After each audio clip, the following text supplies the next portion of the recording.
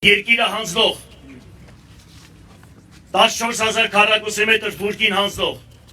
12 քաղաք 241 գյուղ 388 եկեղեցի 60 գործարան 50 հանք 388 դպրոց պատկերացրեք Եվ այսպես շարունակական կարող եմ ես թվել։ Եվ անամոթաբար նմանատիպ մարդիկ կարող են այսօր նորից այն հին սկզբունքը,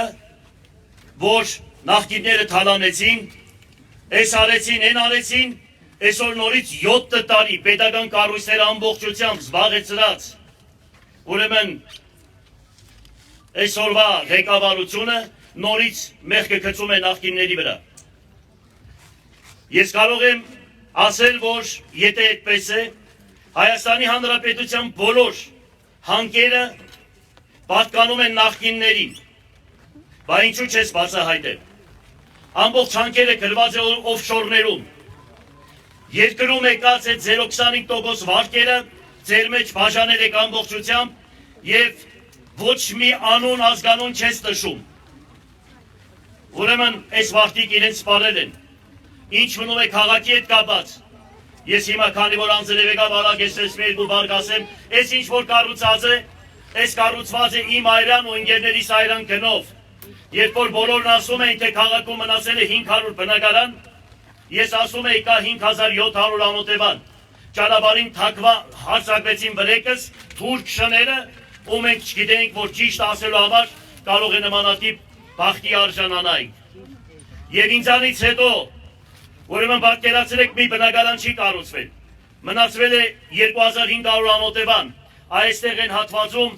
ես հիմքերը գցել էի տվել, շինարարները կար, գումարները կար, որ պետք է 500 բնակարան ինձանից հետո կառուցեին։ Դուրս եմ եկել մի շենք չի կառուցվել, այդ 4 շենքներ իրենք չեն կառուցել, համահայկական հիմնադրամն է կառուցել, որ իրանք ընդհանրապես միայն բացման արարողությանն են մասնակցել։ Չեմ ասում քաղաքի հետ կապված, ուրեմն 1915 թվականին, երբ որ Օսմանյան թուրքերը 1,5 միլիոն հայերի մորթեցին, այսպես ասեմ, 91 թվականին, երբ որ մենք անկախացանք, 3,700,000 բնակչություն կար։ Հիմա մնացել է 1,800,000, 2 միլիոն բնակչություն։ Ինչն է պատճառը, որ հայը թողնում է իր բնորանը։ Հայը երբեք իր բնորանը չի թողնի, եթե լինի աշխատատեղ։ Բոլորս գիտենք, որ պետք է աշխատատեղ, բայց ցավոք սրտի 12 միլիարդ դոլար վերցրել են պարտք, երկրին գցել են պարտքի տակ, 12 աշխատատեղ չեն ստեղծում, պատկերացրեք, հադուկ թուրքական քաղաքականություն է, սա հիշեք, հադուկ թուրքական, իսկ յուրաքանչյուր քաղաքապետի գնահատականը դա փոքր եւ միջին բիզնեսի խտանումն է, փոքր եւ միջին բիզնես, որի մորոք Հայաստանի Հանրապետության բոլոր քաղաքները եւ գյուղերը միասին, բացի Երևանից, այդքան հողհատկացում չեն արել, այդքան շինարարություն չի արվել, ոչ որ Ղուկասյան Վարդանի օրոք 100-ից 120 միլիարդ դրամի անհատը շինարարություն է արել։ Քաղաքում, որ պատտվում եք, բոլորը իմ օրոք է կառուցված։ Ինձանից հետո 13 տարի անցել, 30-ից 50 շին թույլտվություն են տվել, պատկերացրեք։ Այսինքն դա ինչ է Արտը աշխատատեղ չունի, ստիպած, ինքը պետք է դուրս գնա, որ իր ընտանիքը պահի։ Դա արտագաղթի համար առաջին նպաստող պայմանն է։ Հետո քաշող ուժը, որ երկիրը այսօր, քաշող ուժ, այսինքն գործարար մարդիկ բոլորը դատարաններում են լցված, բոլորը։ Պատկերացրեք 30-40% երկրի դատարաններում է եւ դատաիրավական ոլորտի տակ է կկած։ Այսինքն եթե պետությունը չի խտանում փոքր եւ միջին բիզնեսին, պետությունը մարդկանց վրա գործեր է կալում, ամբողջ հարգային կառույցները մարդկանց վրա հսկայական գումարներ են կուտակել, դրա համար մարդիկ բռնում են արտագաղթի ճանապարհը։ Պետությունը նպաստում է դրան, սրանք վերջի ուրեմն իրանց քաղաքականությունն է, այն ժամանակ Ալիևներն ասում էին, երկրի 30%-ը թուրքերով էր բնակեցված։ Ինչի պատերազմ սկսեցինք, որ այստեղից մեզի քշեցին, Մնայինք մի 10 տարի ամեն մեկս 10-15 հատ երեխա ենք ունենում, Հայաստանը գվերցնեինք, ոնց որ հիմա Վրաստանը, գիտեցեք, մի քանի տարի հետո Վրաստանը անցնելու է իրանք ձեռքը, որովհետև իրանք 10-15 հատ երեխա են ունենում, իսկ մերոնք երկուսից ավել չեն ունում, 1000-ից մեկն է 3 կամ 4 հատ։ Ուրեմն անկախությունից հետո ես պետական միակ ծրագիր չեմ տեսնում, որ միանվագ գումար են տալիս ամբողջ Եվրոպան, ամբողջ աշխարհը, նորմալ պետությունները, որոնք մտածում են իրենց երկրի զարգացման համար, երեխաների համար մինչև 18 տարեկան դառնալը հատուկ պետության կողմից գումարներ է հատկացվում։ Բայց ցավոք սրտի Հայաստանի Հանրապետությունը բացի իր ժողովրդին ուրեմն ճնշելուց, տանջելուց ոչ մի ժողովրդի նորմալ որոշում չի կայացնում, որ մեր պայմանները բարելավեն։ Ես բարձրաձայն ասում եմ, այո կարելի է եւ աշխատավարձը բարձրացնել։ Ես որ եկա բոլոր ենթակառույցների, մշակույթի, կրթության, սպորտի, քաղաքապետարանի, կոմունալ բաժնի եւ աշխատակիցների աշխատավարձերը անպայման 50%-ով բարձրացնելու եմ, եթե ոչ ավել։ Լավ իմացեք սա։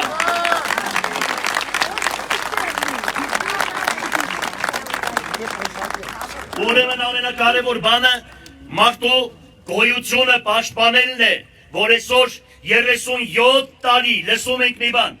ամենաանապահով խավը ապրում է Գյումրի քաղաքում եւ Շիրակի դաշտավայրում։ Պետական առողջացման ծրագիր ես չեմ տեսնում։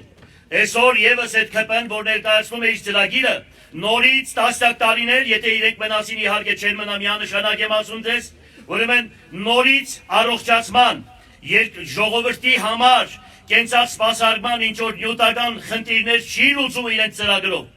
Ես որ եկա պետության կողորտից բռնելու ենք ամբողջ մեր քաղաքով եւ ասելու ենք, հերիք է թոս փչեք մեր աչքին, կոնկրետ ծրագիր ներկայացրեք։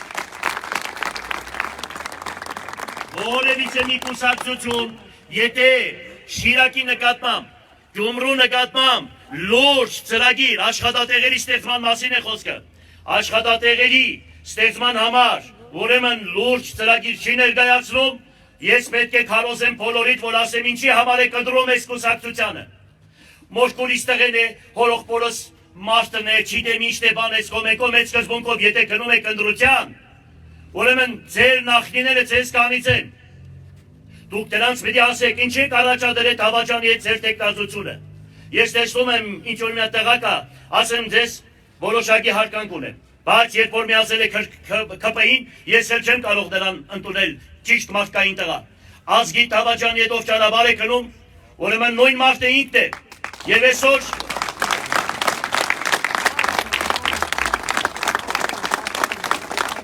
ամբողջ պետական ապարատը աշխատում է իմ դեմ։ Ամբողջ պետական ապարատը բոլոր նախարարներին ուղարկում են Գյումրի։ Ամեն մեկը իր ենթակառույցներին ստիպում է, որ ընտրեն ԿՊ-ին։ Բանակից սկսած, ուրեմն մանկապարտեզներ, սպորտ դպրոցներ, նախակրթարաններ, դպրոցների բոլոր տնօրեններին բերել են իրենց ուրեմն ավականիներ են դարձրել։ Եվ հիմա հայտարարություն եմ անում։ Ուրեմն ասել են, մտնում եք ընտրական տեղամաս, մտնում եք այդ ընտրախցիկի մեջ, 9 հոգի ենք, ուրեմն անպայման Վարդան Ղուկասյանի քվեաթեժնիկը դուս եք բերում, մեզ եք տալիս, որ մենք տեսնենք, որ դուք իրան չեք ընտրել։ Ուրեմն ես կոչ եմ անում բոլոր պետական կառույցների աշխատակիցներին։ Սրանք գնալու են, այ բարձրաձայն ասում եմ, անհնարին բան է ինձ հաղթել, բայց անհնարին բան է, դուք գիտեք, դուք բոլորը լավ գիտեք, զգում եք դա։ Ուրեմն եթե սրանք մեկ է, ես անպայման գալիս եմ, բա դրանից հետո ինձ ինչ պիտի պատասխան տաք։ Այսինքն գնացեք, ճշմարտությունն արեք։ Եթե ես արժան չեմ, ինձ դեմ քվեարկեք։ Եթե դուք տեսել եք, որ իրոք այս քաղաքը չի կառուցվի մորոք, ինձ դեմ քվեարկեք։ Եթե տեսնում եք մեկ այլ տղա, որը ինձանից շատ գործ է արել, եւ հավատում եք նրան, օդի միջի խոսքերին չհավատաք, որ երկնքից արեգակ քիչեցնենք, սուտ է, չեմ հավատում։ Եթե մեկը իր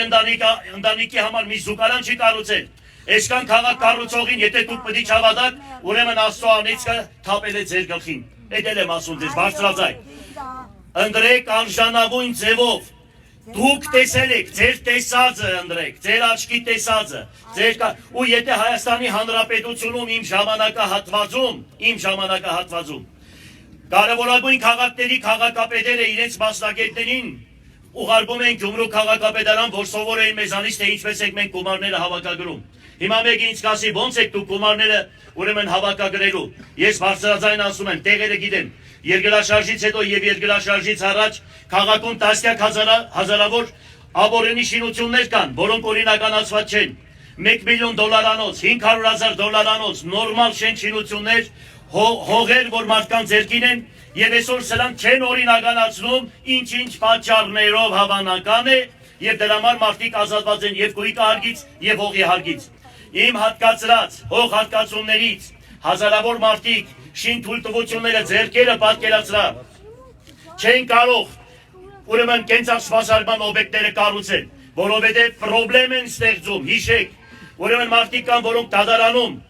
ավարտական շենքերը կառուցել են, ավարտական ակտ չեն տալիս, որ մարդիկ ավարտական ակտով կանգնեն հարգատու դառնան, գույքը հարկ եւ հողի հարկ բուծեն։ Եթե փաստեր եք ուզում, հազարավոր փաստեր ունեն, կարող եմ այդ փաստերը ձեզ ներկայացնել։ Դուք ինձ հետ միասին հիշում եք Լևոն Տեր-Պետրոսյանը, որը Եվրոպա մեծ է, եւ սրանց հոգեվոր հայրն է հանդիսանում քաղաքական առումով, լավ իմացեք, այստեղ հիշում եք ինչքան կռաններ էր, մինչև մոտ թաղամասը, այդ կռաններով երկու Լենինական կառուցվեր, ամբողջ այդ կռանները ծախեցին տարան Երևան։ Ուրեմն պատկերացրեք, երկրաշարժից հետո այդքան ռուսների ուղարկած շին մատերիալներով կարելի էր մի Հայաստան կառուցել այդքան գումարներով, եւ այդ բոլորը մխսեցին։ Չեմ ասում, ամբողջ քաղաքի գործարանները համալրվել էր ժամանակակից 21-րդ դարի վերջի մեքենասարկավորումներով, պատկերացրեք, ամենավերջի մեքենասարկավորումներով։ Բոլորը վաճառեցին թուրքերին եւ պարսիկներին, Դուք պատկերացնում եք, թե պետական ծրագիր, այսինքն պետության ղեկավարը, պետությունը չգիտի, թե որ երկրում միակ կակոյնի բուծ տնօրեն պետական ունեցվածքը վաճառում է թուրքերին եւ պարսիկներին եւ պետությունը տեղյակ չի։ Դուք հասկանում եք նմանատիպան ոնց կարող է լինի։ Կամ այսօր պետությունը չգիտի, որ այսօր քաղաքապետարանը 30 շին թույլտվություն է տվել եւ դրանով նա չի զարգացմանը, քաղաքի եւ երկրի զարգացմանը չի նպաստում։ Այսինքն պետությունը հրահանգ է իջեցրել, որ նմանատիպ քայլեր չեք անելու։ Ինչի համար։ Քաղաքը ունի հադագագից։ Եթե քաղաքը ունի հադագագից, մի հատ մեխանիզմ կա,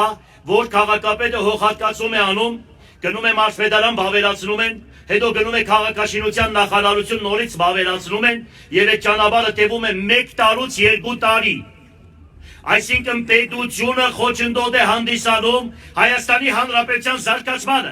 Իսկ եթե պետությունը նմանատիպ է, ինչ կարելի է մտածել։ Այո, անգլո-թուրքական սատանաները ղեկավարում են Հայաստանի Հանրապետությունը, ուրիշ ոչ մի բան։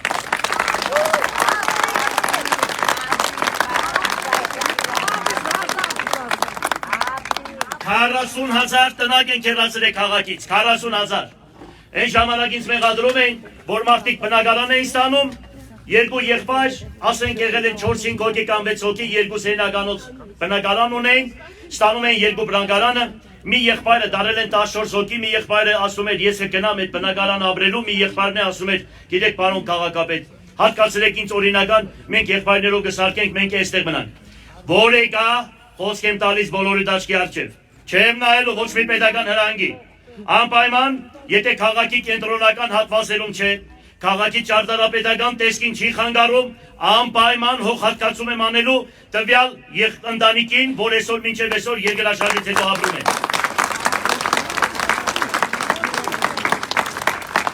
Քաղաքում կար 8 հիվանդանոց, պատկերացրեք այսօր մի հիվանդանոց է,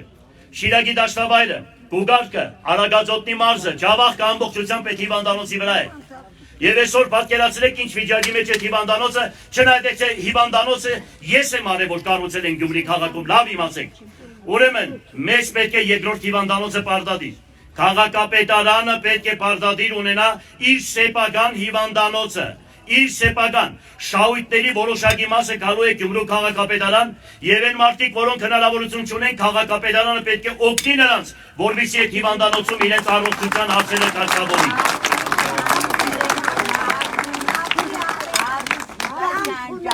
Ուրեմն պատկերացրեք հասարակ մի բան եմ ասում։ Գյումրու հրապարակը 4 մուտքեր ունի, 4 մուտք, այսինքն դեպի հրապարակ 4 մուտք է։ ոչ մի անցումի մասին չեն մտածում։ Անհրաժեշտ է անցումները, այդ անցումները կամ կառուցելու է քաղաքապետարանը, տագը խանութներ կառուցելով, վարձակալությամբ հանձնելով քաղաքացիներին, կամ տալու է քաղաքացիներին, ասելու է տալիս ենք ձեզ, ձեր գումարներով սարքեք եւ ժողովուրդը օգտվելու է անցումներից, որը անհրաժեշտ է մեր քաղաքի համար։ Ես այսպես թեթև բաներ եմ ձեզ ներկայացնում, բայց ազատ տնտեսական կոդին, որ մի երիտասարդ կա, ինքն էլ է վերցրել հավանական իմ ծրագրերից, որովհետև 96 թվականից ես այդ հարցը առաջ եմ քաշել, դուք բոլորը տեսել եք իմ ելույթներս, եւ եթե պետք է ցույց կտամ 10 ելույթներ ունեմ եւ ազգային ժողովում եւ բոլոր նախագահներին այդ հարցը բարձրացրել եմ, բայց իրենք ցավոք սրտի ազատ տնտեսական կոդի դարձրեցին մեղրին։ Ես ելույթ եմ ունեցել, ասում եմ մեղրում, եթե դուք դարձնում եք ազատ տնտեսական կոդի, մի քանի գրասենյակ կբացեն այսօրվա օլիգարխները եւ ներկրումը Պարսկաստանից կգա այդ գրասենյակների միջից կանցնի եւ բյուջեն կդադարվի, որ իրոք այդպես են արել։ Ես բարձրաձայնում եմ, բայց ձայն հանող չկա, որովհետեւ իրանց հոպարներն ու պաբաներն են հավանականը, որ վախենում են դրանցից։ Ես ասում եմ, Գյումրին պետք է դարձնեք ազատ տնտեսական կոդի։ Մեր թվարկությունից առաջ դա արել են։ Աշխարհում մի հատ երկիր չկա, որ երբ որ աղետ տեղի ունենա, ու այդ երկիրը, այդ քաղաքի, այդ մարզի հարգերը չկրճատեն 50 կամ 100%-ով, աշխարհում նմանատիպ դեպք չկա բացի Հայաստանի Հանրապետությունից։ Ես զարմանում եմ, Երևանի գիգանտ գործարանները Արարատյան դաշտավայրի ոչ մի բան չի եղել։ Մեր գործարանները ամբողջությամբ փրվել է, նույնքան հարկ են վճարում, ոնց որ Երևանի մեր գործարանները։ Այստեղ պետք է պետական հոգացություն, պետական մոտեցում։ Երբ որ ես այդ հարցը բարձրացնում էի, վայ, նախարարներ կային, ասում էին այդ գրասենյակները կբացեք, ես էլ ասում էի, այդ գրասենյակների փակման խնդիրը ձեր ձեռքն է։ Եթե գրասենյակ են բացում, մի որոշում եք անում, որ գրասենյակային աղվեսներին չի վերաբերվում նմանատիպ որոշումը։ Այս որոշումը վերաբերվում է նրանց, ովքեր գործարան են բացելու եւ մենք տեսնում ենք, որ իրոք աշխատատեղ են հիմնել Գյումրի քաղաքում։ Այսինքն պետք է մոտեցում պետական եւ գնում հանգում ենք այն եզրակացության, որ Լևոն Տեր-Պետրոսյանն ասում էր. մեզ 300,000-անոց լենինական պետք չի, մեզ պետք է 10,000-անոց գյուղաքաղաք։ Այստեղ մեծերը կան, հիշում են, երիտասարդները հավանական է չեն հիշում, այդ թերթերը կա ինձ մոտ է։ Ասում են Հայաստանի Հանրապետությունում պետք է ապրի 1 միլիոն բնակչություն այս տարածաշրջանի վրա, այստեղ ավել պետք չէ որ ապրեն։ Դուք պատկերացրեք, քանդեցին ամբողջ գործարանները, քանդեցին ամբողջ, ուրեմն համալիրները գյուղական, որ տարիներով, տասնյակ տարիներով խորհրդային միության ժամանակահատվածում ցեղական անասուն էին ստացել մեր նախնիներն ու մեր պապերը։ Եվ այսպես հեշտ ու հանգիստ այսօր էլ սրանք իրանց ծակերը այնպես ուրախ են նայում մեզ, այնպես բարձրաձայն են խոսում, ոնց որ իրանք մենք չգիտենք որտեղից են առաջ եկել ու ուր են գնում։ Հետո ամենասարսափելի, սրանց 90%-ը կրթություն ստացել են Թուրքիայում։ Հələ միացած կենսագրականը նայեք, 90%-ը վերապատրաստվել են մեր դարավոր թշնամու երկրում։ Սա ինչ է նշանակում։ Եթե խորանում ենք, դրա տակը ամեն ինչ մենք կգտնենք։ Եթե խորանում ենք, մենք ամեն ինչ դրա տակը կգտնենք։ Եթե մենք չենք ասում, թե մենք դարավոր պետք է ամբողջ կյանքով մնանք թշնամի։ Մենք մի բան ենք ասում, իրենք կատարել են ոչրագործություն, որ ամբողջ աշխարհը ընդունում է, ամբողջ աշխարհը, թող ընդունեն հայոց ցեղասպանությունը եւ մնացած ներողություն խնդրեն հայոց ազգից եւ դրանից հետո, եթե Աստված ստեղծել է, որ ոչ ու բարով նմանատիպ ազգը պիտի լիներ մեզի հարևան,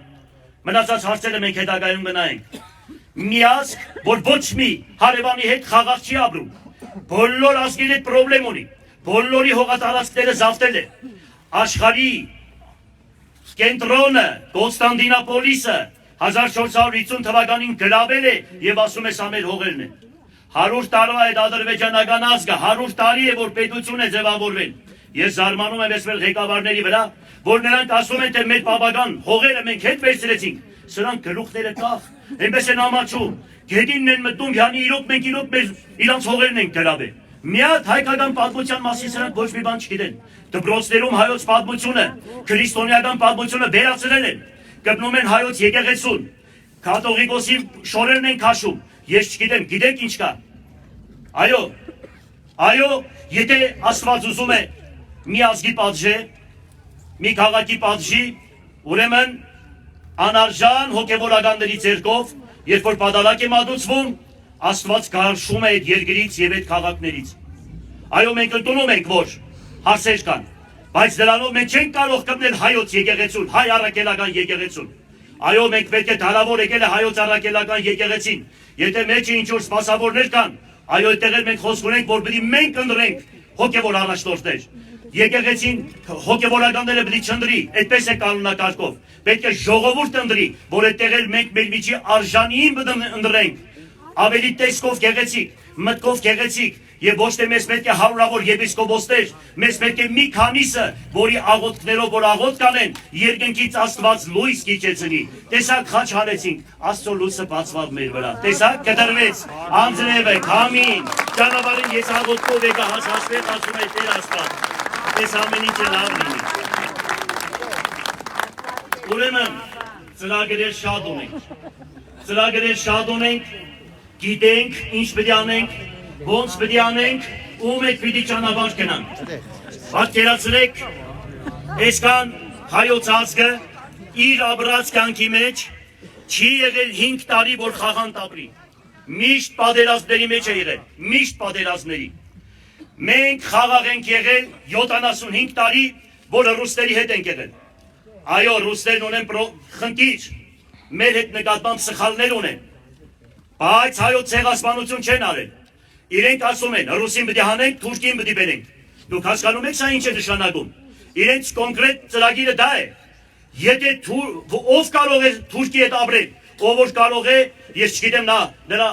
հոգու մեջ մաքուր հայկյան արուն չկա։ Ես կարող եմ մի բան ասել, երբ որ Էջմիածինում պատալակ էր մատուցվում 1800-700-ական թվականներին, Պարսիկ թագավորը մտնում է Սուրբ Էջմիածին։ Երբ որ մտնում է Էջմիածին ու դառնում ասում է, ձեզանից եթե որևիցե մեկը դառնա պարսկական կրոնին, ես իրեն այս ինչ նահանգին մոկպետ կնշանակեմ եւ 3 այս սկուտեղներով ոսկիներն ու բրիլյանտները նրան կնվիրեմ։ Պատալականատույց վարդապետը ասում է, ես կդառնամ ձեր հավատքին։ Լռեց պատալակը եւ կաթողիկոսը գլուխը բարձրացրեց սրացակումած աչքերով, ասեց 3 օր ժամանակ տուր։ Ես ասեմ գայթակղության պատճառը էս երիտասարդի։ Ասեց 3 օրից գալիս եմ Պարսիկ թագավորներ թե իշխաններ։ Կաթողիկոսը հայոց հոգևորականներին ասեց. անհաց հանճուր։ Գիշեր ցերեկ աղոթ կարեք խնդրեք Տիրոջը, որ իմանան գայթակղության պատճառը էս երիտասարդի։ Երրորդ օրը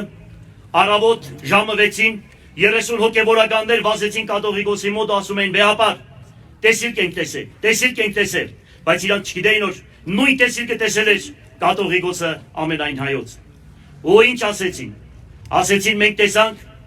որ վարդապետի մայրը ննջում է, գերեզմանը բացվեց եւ մայրը բարձրացավ ու ասեց. վեհապար հայրապետ, փախի ժամանակ մի թուրք պարսիկ զինվոր ինձ բռնաբարեց, նրա հայրը պարսիկ է եւ հիմա ես ձեզ ասում եմ, եթե մաքուր հայի տղա է, նրա այրան մեջ հոսում է մաքուր հայոց այրունը եւ հալալ մորկատ եկել է, նա երբեք չեր ստորագրի Արցախի հանձումը, Գանձասարը, Դադիվանգը, Ամարասը եւ 388 եկեղեցիներ հայոց սրբությունները նրանք երբեք չեն հանձնի թուրքին, եթե մաքուր հայկյան արուն էր հոսում նրանց երակների մեջ։ Եթե որևիցե մեկը այսօր Դավաճանի կողքին կանգնում է, ուրեմն գիտեցեք, երբ որ Սուրբ Շուշանիկը, Վարդան Մամիկոնյանի աղջիկը, ամբողջ վրացիները պաշտում են նրան, ուրեմն ամուսինը հավատափող էր, եւ երբ որ չեմ ուզում երկարացնել, հանդերձյալ կյանքում ամուսինը դժոխքի մեջ տանջվում էր, 4 երեխա ուներ Շուշանիկը, խնդրեց Սուրբ Շուշանիկին, թե ինձ ձերքդ մեկնի, այս ձետերի մեջ այրվում եմ, հանի էստեղից, չէ որ 4 հատ երեխա ես ունեցեք, գոնե 5 րոպե տանջանքների մեջ եմ։ Շուշանիկը մի պահ ուզում էր ձերքը երկարացնել, մեկ է մի ձայն լսեց. մահ Դավաճանին, Մա Թավաջանին, դա Վարդան Մանիկոնյանն էր, ես Մերնի միրա գերեզմանին։ Սահակ Պարտերն էր, Շուշանիկի պապը, Սահկանուշն էր, նրա տատիկը, և այսպես մա Թավաջանին պատրաստվում է երկնային դատաստանը և հայ ժողովրդի Սողոմոն Թելլևյանի բրեժը։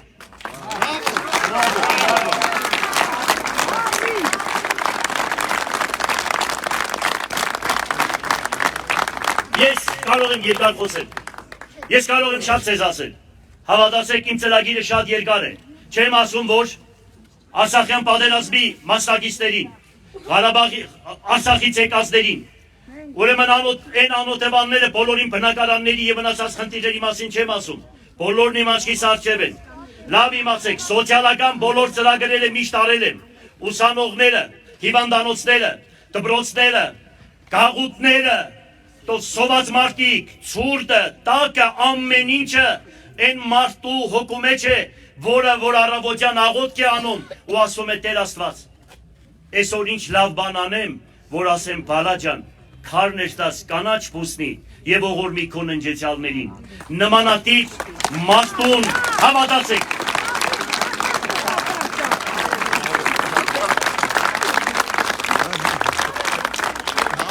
Եվ ես վերջացնելով ուզում եմ ձեզ ասել,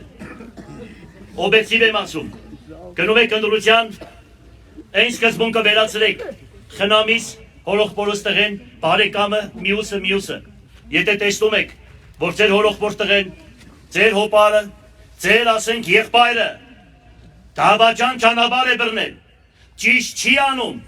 ու տեսնում եք դիմացին ավելի ճիշտ է, գնացեք ճշմարտության հետևից։ Ես չեմ ասում, թե դուք զգացեք, ձեզ Աստված կթելադրի, ձեր հոգու ձայնով գնացեք, ոչ թե խելքով, ոչ թե մամոնայով, ոչ թե գրբանով ու պաշտոնով, որ մենք էլ միտեղ պաշտոն, միտեղ ինչ-որ չգիտեմ ինչ-որ տակուկ տեղ, ինչ-որ հարստություն, ինչ-որ մի բան, գնացեք ճշմարտության, հոգին ինչ-որ թելադրում է, ըստ արժանվույն արեք են, ինչ-որ պետք է, և ասում է, ըստ հավատքիքում եղիցի ձեզ, ինչ որ քո ժողովուրդն է, այդ կանել քո առաջնորդ է կլինի։ Շնորհակալություն։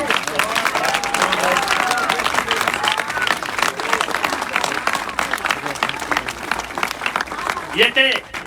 լուրջ քաղաքային ու ազգային հարց ունեք տվեք, եթե անձնական հարց է, խնդրում եմ անձնական հարցերը պահեք,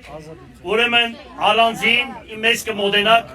կգաք իմ օֆիսս, ես բոլորիդ գիտեք, որ մշտական իմ ուրեմն միակ քաղաքապետերից մեկն եմ եղել, որ շաբաթը 2 անգամ ընդունելություն եմ արել, լավ իմանաք, շաբաթը 2 անգամ, 13 տարի, շաբաթը 2 անգամ ընդունել, ինձանից հետո մի հատ մարդու երես չեք տեսել,